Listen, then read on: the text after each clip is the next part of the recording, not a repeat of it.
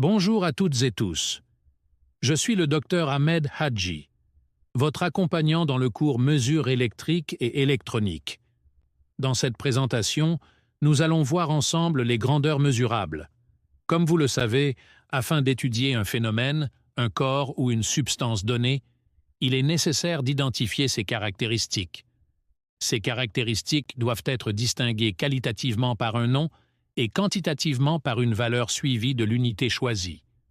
Donc, une grandeur mesurable est l'une des caractéristiques de ce phénomène, corps ou substance, qui pourra être mesurée. Prenons l'exemple de la distance. Alors, le mot distance est la désignation qualitative de la longueur qui sépare deux points. Cette longueur est distinguée quantitativement par une valeur numérique, comme par exemple 20,30, 60 suivi d'une unité comme le mètre. On dit la distance entre la wilaya d'Oran et de Sidi Bel Abbès est de 80 km. Dans notre cours, on s'intéresse aux grandeurs électriques et électroniques. Pour cela, dans ce qui suit, on va voir les principales grandeurs électriques qu'un électronicien sera amené à les mesurer. Commençant par la tension électrique est la différence de potentiel électrique, abrégée par la DDP, entre deux points d'un circuit électrique. Son symbole normalisé est le U et son unité de mesure est le volt, dont le symbole est le V. On cite aussi l'intensité d'un courant dans une branche électrique. L'intensité du courant électrique est la quantité de charges électriques, généralement des électrons, qui se débitent en une seconde. Il s'agit d'une grandeur électrique dont la valeur est toujours positive. Son symbole international est le I, dont l'unité est l'ampère symbolisé par A.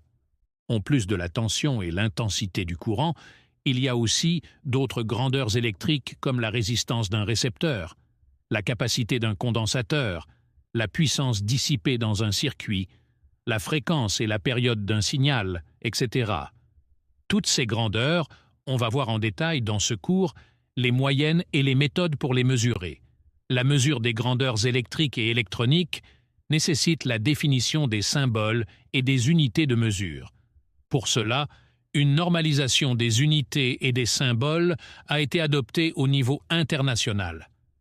Ce tableau présente les grandeurs et unités de base dans le système international. Par exemple, la capacité est symbolisée par C, son unité est le farad dont le symbole est le F, et elle sera mesurée avec un capacimètre. La température est symbolisée par T, son unité est le degré de Celsius dont le symbole est degré C et sera mesurée avec un thermomètre. Il me reste qu'à vous remercier pour votre attention.